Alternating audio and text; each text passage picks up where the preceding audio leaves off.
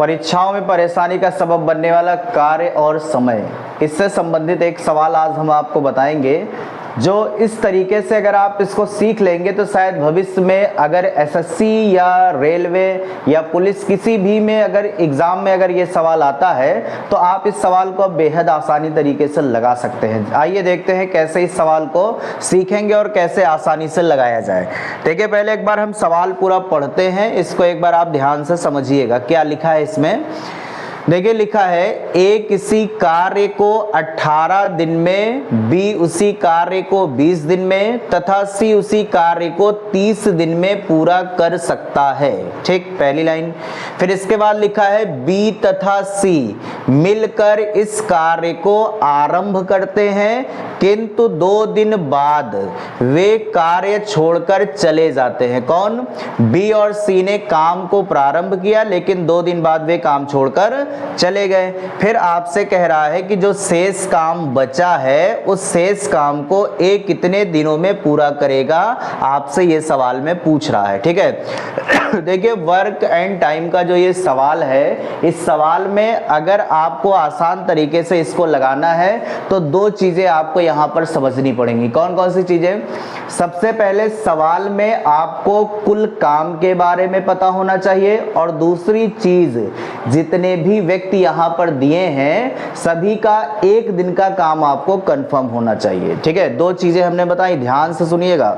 सबसे पहली चीज हमने बताई है कि इस टाइप के सवालों में वर्क एंड टाइम का कोई भी सवाल आ जाए, ठीक है, उन सभी में यही कॉन्सेप्ट आपको दिमाग में रखना है। क्या रखना है कि आपको सबसे पहले कुल काम पता होना चाहिए और जितने भी आदमी दिए हैं सभी का 1 दिन का काम पता होना चाहिए। आप आसानी से आंसर लगा सकते हैं। ठीक है, तो सवालों में आप सबसे पहले ढूंढेंगे कुल काम। क्या ढूंढेंगे? कुल काम। फिर सभी का 1 दिन का काम। अब देखिए ये कैसे सेट करेंगे, ध्यान दीजिएगा।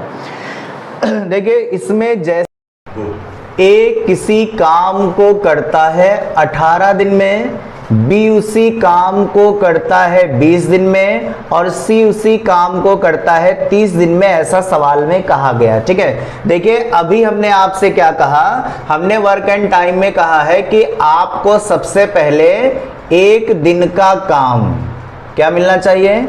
1 दिन का काम और दूसरा मिलना चाहिए कुल काम। ध्यान दीजिए, देखिए वर्क एंड टाइम में आपको 2 चीजें ध्यान से समझनी है, 1 दिन का काम और कुल काम। अगर ये 2 चीजें आपने पकड़ ली तो आंसर आपको आसानी से मिल जाएगा, मतलब गलत होने के चांस बिल्कुल निगेटिव हो जाएंगे। ठीक है, तो ध्यान दीजिएगा कुल काम कैसे आपको सेट करना है, पहले इस पे ध्यान दिया जाए। देखिए ये जितने भी डे आपको दिए गए हैं इन सभी का आप एलसीएम निकालिएगा।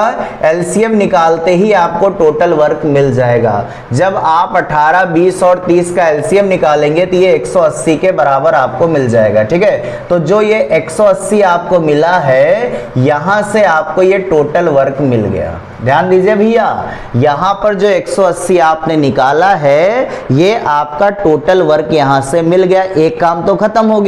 अब दूसरे काम पे चलते हैं कि भाई 1 दिन का काम किसका?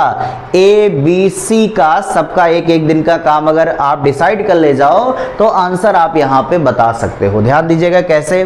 अब 1 दिन का काम डिसाइड करने के लिए आप इनके डे से टोटल वर्क में डिवाइड करते चलो। जैसे 18 से आपने भाग कर दिया तो यहां पर ए का मान मिल गया 10 और 20 से आपने डिवाइड कर दिया तो बी का मान मिल गया 9 और आपने 30 से डिवाइड कर दिया तो सी का मान मिल गया आपको 6। ध्यान दीजिए, तो यहां से जो आपको 10, 9, 6 मिला है ये 1 दिन का वर्क है। क्या है? 1 दिन का वर्क। मतलब ए जो है 1 दिन में 10 काम करता है, बी 1 दिन में 9 काम करता है और सी 1 दिन में 6 काम करता है। अब ये सब चीजें बनके तैयार हैं, बस आपको आंसर की तरफ भागना है। कैसे?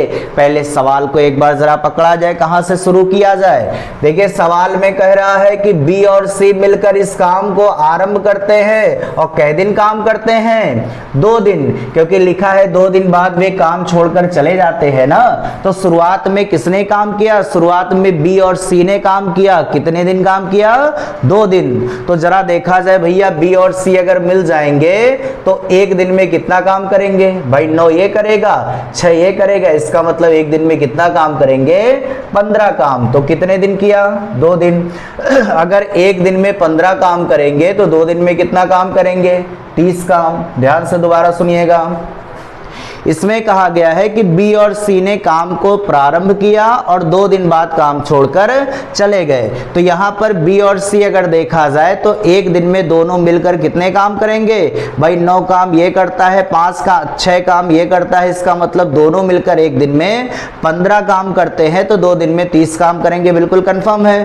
तो अगर 180 काम में से 30 काम अगर बी और सी ने किया है, जो यहाँ पे कंडीशन आपसे कह रहा है, तो इसका मतलब 180 काम में अगर 30 काम हो गया है तो क्या काम बचेगा भाई, 150।